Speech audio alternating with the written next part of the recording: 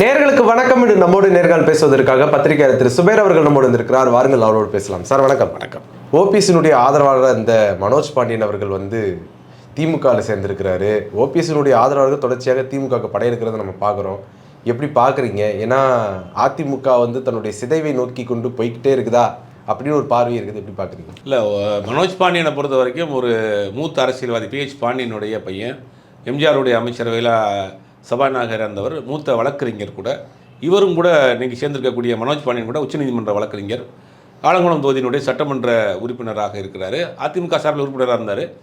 OPS அங்கேருந்து வெளியில் ஏறி போய் தனியாக ஒரு அணியாக ஃபார்ம் செயல்படுறப்ப ஓபிஎஸ் அணியின் பக்கம் போனவர் இவர். உசிலம்பட்டி ஐயப்பன் போன்ற ஒரு 1-2 எம்எல்ஏக்கள் போனாங்க. இப்போ ஓபிஎஸ் அணியில் இருந்த மனோஜ் பாண்டியன் இந்த பக்கம் வந்திருக்காரு. ஆல்ரெடி இதுக்கு முன்னாடி அன்வர் ராஜா அதிமுகவினோட முக்கிய முகமாக இருந்த ஒரு சீனியர் லீடர், அவரும் திமுக பக்கம் வந்திருக்கிறாரு. இன்றைக்கி மனோஜ் பாண்டியன் பேசின விஷயத்துலலாம் என்ன சொல்கிறார் அப்படின்னா, அதிமுக தன் தனித்தன்மை இழந்துருச்சு, வேறு ஒரு கட்சியினுடைய பிடியில் இருக்குது அப்படின்னு பாஜகவை சொல்லாமல் சொல்கிறார். இப்போ உதாரணத்துக்கு எடுத்துட்டோம்னா, இன்றைக்கி எஸ்ஐஆர் அப்படின்ற ஒரு விஷயத்தை கொண்டு வராங்க. இந்த எஸ்ஐஆரை எதிர்த்து இன்றைக்கி மம்தா பானர்ஜி வெஸ்ட் பெங்காலில் கிட்டத்தட்ட ஒரு 4 கிலோமீட்டர் தூரத்துக்கு ஒரு பெரிய பேரணி நடத்திட்டு இருக்காங்க. இது ஒரு குடியுரிமையை சோதிக்கக்கூடிய ஒரு விஷயமா இருக்குது. ஒரே மாதத்தில் அத்தனை பேருடைய டாக்குமெண்ட்டையும் கலெக்ட் பண்ண முடியும். இது ஒரு பெரிய பாதிப்பை ஏற்படுத்த போகுது அப்படிங்கிறது அவங்களுடைய குற்றச்சாட்டு. தமிழ்நாட்டில் இருக்கக்கூடிய பெரும்பாலான கட்சிகளுடைய குற்றச்சாட்டு. கிட்டத்தட்ட அன்றைக்கி அனைத்து கட்சி கூட்டத்தில் 48 கட்சிகள் இதை எதிர்த்து அன்றைக்கி பேசியிருக்கிறாங்க. உச்சநீதிமன்றத்திலையும் வழக்கும் போட்டிருக்காங்க திமுக சார்பில். ஆனால் அதிமுக இதை கண்ணை மூடிக்கொண்டு ஆதரிக்குது. இதுதான் தன் தனித்தன்மையை அதிமுக இழந்து விட்டது. இதில் கேட்கப்படக்கூடிய கேள்விகள், கேட்கப்படக்கூடிய டாக்குமெண்ட்டை எப்படி ஒரு மாதத்தில் கலெக்ட் பண்ணி கொடுக்க முடியும்? ஒருத்தர் வெளியில் வேலை பார்க்குறாரு, வெளிநாட்டில் இருப்பார், வீடு மாறி இருப்பார். இதெல்லாம் ஒரு மாதத்துக்குள்ளே இத்தனையும் அவர் எப்படி கொண்டு கொடுக்க முடியும்? அவர் கொடுக்க முடியாத பட்சத்தில் அவர் வாக்களிக்கக்கூடிய உரிமையை இழக்கிறார், ஜனநாயக கடமையை செய்ய முடியாமல் போகிறாரு.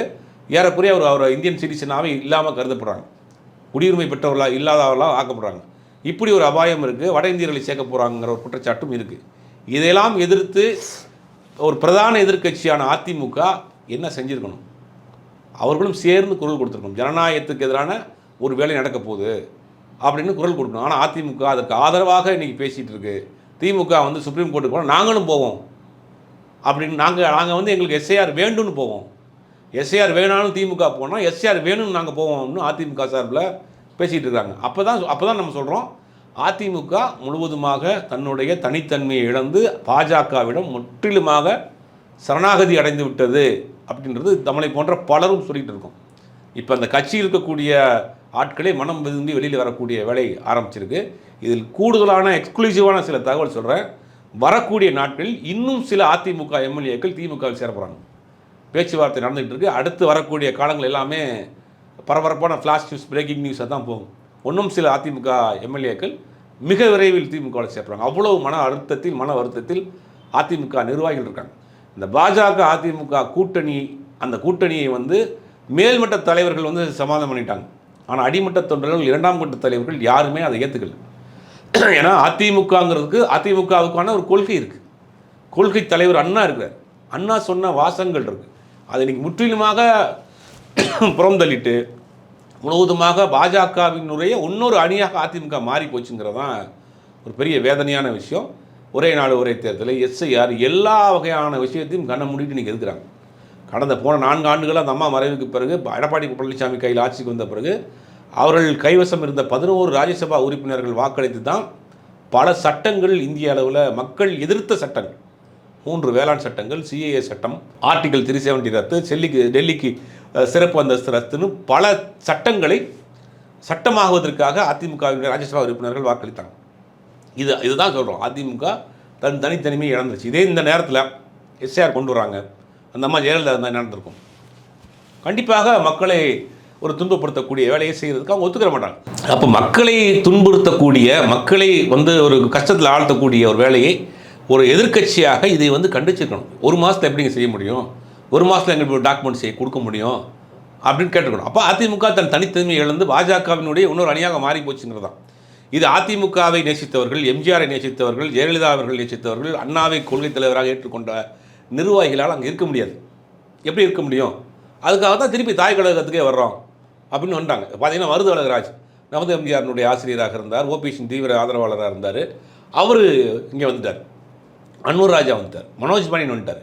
இப்போ பார்த்தீங்கன்னா அப்போ வந்து இன்னும் இந்த எம்எல்ஏ பதவிங்கிறது அவங்களுக்கு அடுத்த வருஷம் பிப்ரவரி மார்ச் வரைக்கும் தான் இருக்கும்.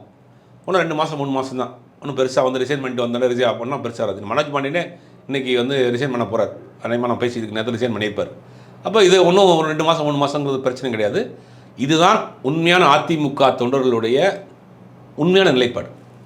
மிகப்பெரிய அளவில் அவங்க வந்து ஒரு அச்சத்தில் இருக்கிறாங்க, மிகப்பெரிய ஓரளவுக்கு வருத்தத்தில் இருக்காங்க. ஏன்னா பாஜகவோட கூட்டணி வைத்து அதிமுக தொடர்ந்து தோல்வி செஞ்சுக்கிட்டு இருக்கு. 2019, 2021, 21 நாங்கள் வந்து 80 சீட்டு வரலையா 70 சீட்டு வரலையான்னு சொன்னாலும் ஆட்சி இறந்தீங்களா இல்லையா?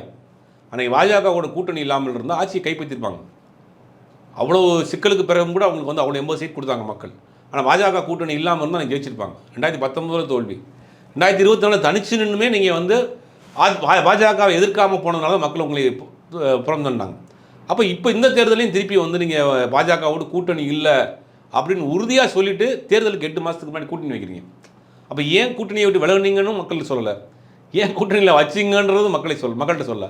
அப்போ இது ஒரு ஒரு ஸ்டேபிளான ஒரு கட்சியாக இல்லை, ஒரு கட்டமைப்பு உள்ள கட்சியாக, தனித்தன்மையான கட்சியாக இல்லை, ஒரு வலிமைமிக்க தலைவர் இல்லை அப்படிங்கிறது அதிமுகவினுடைய உண்மையான தொண்டர்கள். எம்ஜிஆரையும் கலைஞர் ஜெயலலிதாவையும் அண்ணாவையும் ஏற்றுக்கொண்ட தொண்டர்கள் வந்து இதை வந்து அங்கே இருந்துக்கிட்டு சகிக்க முடியல. எத்தனை நாளைக்கு தான் தொடர் தோல்வி சந்திக்க முடியும்? அந்த கட்சி தன்னுடைய கொள்கையே தடமாறி போய்கிட்டு இருக்கு இன்றைக்கி. அப்படிங்கிறது தான் நிலைமை. அதுக்கு இன்றைக்கி முதல் சட்டமன்ற உறுப்பினராக இன்றைக்கி பதவியை ராஜினாமா செய்து விட்டு இன்றைக்கி திமுகவில் சேர்ந்திருக்கார் மனோஜ் பாண்டியன். இன்னும் சிலர் வர்றதுக்கான வாய்ப்புகள் இருக்குது, மிக விரைவில் வருவாங்க. அதிமுகலேருந்து செங்கோட்டையன் அவர்கள் சமீபத்தில் நீக்கப்பட்டிருந்தார். இப்போ அவங்களோடு சேர்த்து இப்போது நீக்கப்பட்டவர்களுடைய அணியெல்லாம் ஒன்றா சேர்ந்து அவங்க அதிமுகவை மீட்கிறதுக்கான வழியே எதுவும் செய்ய மாட்டாங்களா? இல்லை எல்லாருமே இந்த மாதிரி ஒவ்வொருத்தராக விலகி திமுகவில் சேர்ந்துட்டு இருக்கிறாங்க? இல்லை இன்றைக்கி என்னென்னா ஒரு அணியாக இன்றைக்கி கட்சி எடப்பாடி பழனிசாமி கையில் இருக்குது, சின்னம் அவர்கிட்ட இருக்குது, பொதுக்குழு செயற்குழு உறுப்பினர் வச்சிருக்காரு, பெரிய அளவில் பணம் வச்சிருக்காரு, பாஜகவோட வலிமையான கூட்டணி வச்சிருக்காரு. வலிமையான கூட்டணினா பாஜக இன்றைக்கி வலிமையாக இருக்குது அகில இந்திய அளவில், தமிழ்நாட்டில் கிடையாது. அவங்க நினச்சா என்ன வேணாலும் செய்வாங்க. அந்த கூட்டணியில் இருக்கார், அதை உங்களுக்கு பேக்கப் பண்ணுவாங்க, சப்போர்ட் பண்ணுவாங்க, ஏதாவது பண்ணி தன்னை முதலமைச்சர் ஆக்கிறாங்கன்னு நம்புறார். அப்போ அந்த கூட்டணியில் இருக்கிறார். இது வந்து எப்படி அவங்களை நீங்கள் வந்து இன்னொரு அணியாக இது பண்ண முடியும்? இப்போ அந்த வழக்குகள் இன்றைக்கி நீதிமன்றத்தில் இருந்தாலும் கூட, ஆனால் வந்து முழுவதுமாக வந்து கட்சி இவர்கிட்ட தானே இருக்குது, மாவட்ட செயலர் இவர்கிட்ட தான் இருக்கிறாங்க, கட்சியினுடைய நிர்வாகிகள் இவர்கிட்ட தான் இருக்கிறாங்க. அப்படியே ஒரு அணியாக ஒரு குழுவாக செயல்பட்டு அதை வந்து இது பண்ண முடியாது. அப்போ தன்னை வந்து ரெண்டாவது அதில் மீட்டெடுத்து எங்கே யார் போய் சேர முடியும்? இப்போ அதிமுக எடப்பாடி பழனிசாமி கையில் இருக்குது, இவங்க தனி அணியாக செஞ்சாங்கன்னா எப்படி இணைக்க முடியும்? எப்படி இவங்க வந்து இன்னொரு அணியாக செயல்பட முடியும்? அப்போ வலிமையான ஒரு பக்கம் இருக்கிறது தான் இந்த பொது எதிரியை வீழ்த்துவதற்கு சரியாக இருக்கும். அப்போ சரியான முடிவாக தான் நான் பார்க்குறேன். நீங்கள் பாஜக எதிர்ப்பு, மதவாத எதிர்ப்பு அரசியலுங்கிறத தமிழ்நாட்டில் வந்து எடுபடக்கூடிய ஒரு அரசியல். அதை திமுக கூட்டணி கட்சிகள் எல்லாம் சேர்ந்து ரொம்ப ஸ்ட்ராங்காக பண்ணுறாங்க. அப்போ இதை எதிர்க்கக்கூடியவர்கள்லாம் இந்த பக்கம் வந்து நிற்கிறது தான் சரியான வழிமுறையாக இருக்கும். ஒன்று நீங்கள் அந்த பக்கம் போங்க, இல்லாட்டி இந்த பக்கம் வாங்க, லெஃப்ட்டு இல்லாட்டி ரைட்டு, ஏதாவது ஒரு பாலிடிக்ஸ் தான். நீங்கள் பாஜக அதிமுக கூட்டணிங்கிறது முழுக்க பாஜகவினுடைய சித்தாந்தத்தை உள்வாங்கி செய்யக்கூடிய அரசியலை ஒரு மதவாத அரசியலுக்கு முழுவதுமாக மாறிவிட்டது அதிமுகங்கிறத நம்ம கண் முன்னாடி பார்த்துட்டு இருக்கோம், அவங்க செய்யக்கூடிய செயல்பாடுகள்லாம். அப்போ நீங்கள் வந்து அதிமுகவுக்கான தனித்துவம் இன்றைக்கி இழந்து நிற்கிது. அப்போ அந்த அரசியலை எதிர்த்து செய்யக்கூடியவங்க இந்த பக்கம் வலிமையான கூட்டணிக்கு வரது தான் சரியான முடிவாக இருக்கும். அவங்க தனியாக ஒரு அணியாக இருந்து எப்படி செயல்பட முடியும்? அது ஒரு வலுவான அணியாக இருக்காது, பெருசாக வெற்றி பெறவும் முடியாது. அப்போ இந்த பக்கம் வர்றது தான் சரியான வழியாக இருக்கும். அதை தான் இவர் தேர்ந்தெடுத்திருக்காரு. இப்போது கட்சியிலேருந்து விலகின ஓபிஎஸ் அவர்கள், கட்சியிலேருந்து வெளியே போன இந்த டிடிவி தினகரன், சசிகலா அம்மையார், இவங்கெல்லாம் வந்து ஒரு கட்டத்தில் வந்து ஒரு டீமாக இருக்கிறாங்க. அப்படிங்கிறப்ப இது எடப்பாடி பழனிசாமிக்கு எதிராக எந்தவித அழுத்தங்களையும் அவங்களால கொடுக்க முடியாதுன்னு நினைக்கிறீங்களா? ஏன்னா அவர் எடப்பாடி பழனிசாமி சசிகலா அம்மையார் மேலே ஒரு சாஃப்ட் கார்னர் எடுக்கிறாரு. அப்போது இதையெல்லாம் பார்க்கும்போது நமக்கு ஒரு குழப்பமான மனநிலை தானே உருவாகுது. கண்டிப்பாக அவர்களுக்கு வெற்றி வாய்ப்பை பாதிக்கும். இப்போ திருச்சிக்கு இந்த பக்கம் நாகப்பட்டினம் வரைக்கும், மதுரையில் இந்த பக்கம் ராமநாதபுரம், இந்த பக்கம் தேனி, திண்டுக்கல், கம்பம் வரைக்கும் கிட்டத்தட்ட ஒரு 60 தொகுதிகள் அடர்த்தியாக முக்குளத்தூர் சமூகத்தினுடைய வாக்குகள் அப்படி பல்காக இருக்குது. அது கண்டிப்பாக இவர்களை வெளியேற்றியதனால் அது கண்டிப்பாக இழக்கக்கூடிய சூழ்நிலை வரும். 60 தொகுதிகளுக்கு மேலே அவங்க வெற்றி வாய்ப்பில் இருந்தாலும் எப்படி ஆட்சி அதை பிடிப்பார்? இப்போ எடப்பாடி பழனிசாமிக்கு நல்லாவே தெரியும் இவர்களை உள்ளே சேர்க்கலை, அதை அந்த கோபத்தை தணிக்கலைன்னா அந்த பகுதியில் நம்ம வெற்றி வாய்ப்பை பெற முடியாதுன்னு. ஆனால் அங்கே இருக்கக்கூடிய சில ஆர்வி உதயகுமார் போன்ற சில தலைவர்களே வந்து சமாதானம் பண்ணி வச்சா கூட அந்த மக்களே அவரை எப்படி ட்ரீட் பண்ணுறாங்க அப்படிங்கிறத நம்ம பார்த்துக்கிட்டு இருக்கோம். அப்படிங்கும்போது பெருசாக அவங்கள வெற்றி வாய்ப்பு. ஆனால் எடப்பாடி பழனிசாமி ஒரு விஷயத்தில் தெளிவாக இருக்கிறாரு, கட்சி என்று இருக்கணும், கட்சியுடைய பொதுச் செயலாளர் நான் இருக்கணும் கடைசி வரைக்கும்.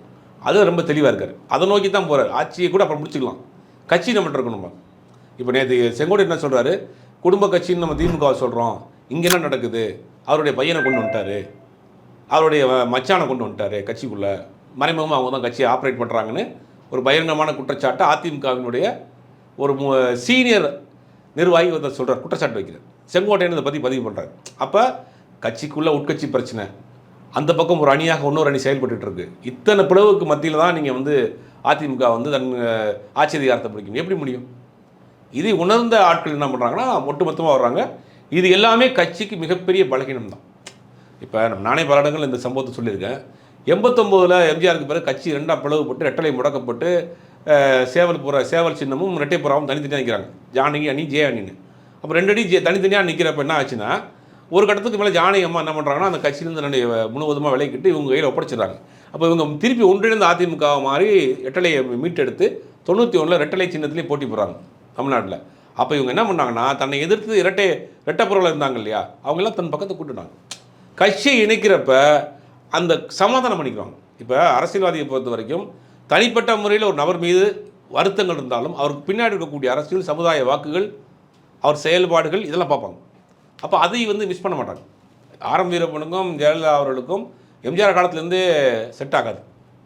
ஆனால் கட்சி தன் கைக்கு வந்த பிறகு ஒரு சீனியர் நிர்வாகி தன் பக்கம் வேணுன்றதுக்காக அவர் தன் அமைச்சரவையில் அமைச்சராகினாங்க.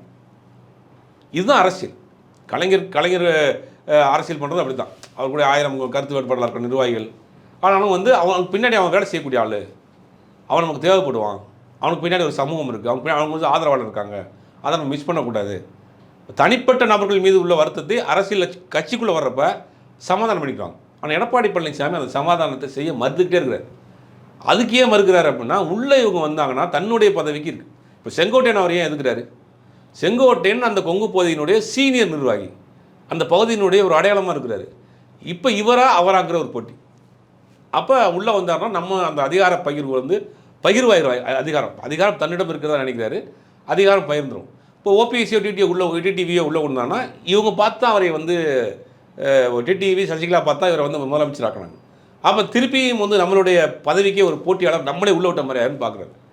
இப்போ நயினார் நாகேந்திரனுக்கும் வேறொரு கட்சியில் இருக்கிற நயினார் நாகேந்திரனுக்கும் டிடிவி தினகரனுக்கு என்ன பிரச்சனை? அப்போ அந்த சமுதாயத்தின் முகமாக அவர் உருவாகணும்னு நினைக்கிறாரு, இந்த சமுதாயத்தின் முகமாக இவர் உருவாகணும்னு நினைக்கிறாரு. அண்ணாமலைக்கு இபிஎஸ்க்கு என்ன பிரச்சனை? அதே சமூக பிரச்சனை தான். அந்த சமுதாயத்தின் மூலமாக இவருக்குன்னு பார்க்குறாரு, இது பார்க்குறாரு. இது எல்லாம் குழப்பங்கள். இந்த குழப்பங்கள் வந்து கட்சிக்கு மிகப்பெரிய ஒரு பலவீனத்தை ஏற்படுது. அதனால் தேர்தல் முடிவுகள் நேர்மையாக நடைபெறுற போது தெரிய வரும். உங்களுடைய நேரத்தை ஒதுக்கி எங்களோட கருத்தில் வந்தவங்க நன்றி சார்.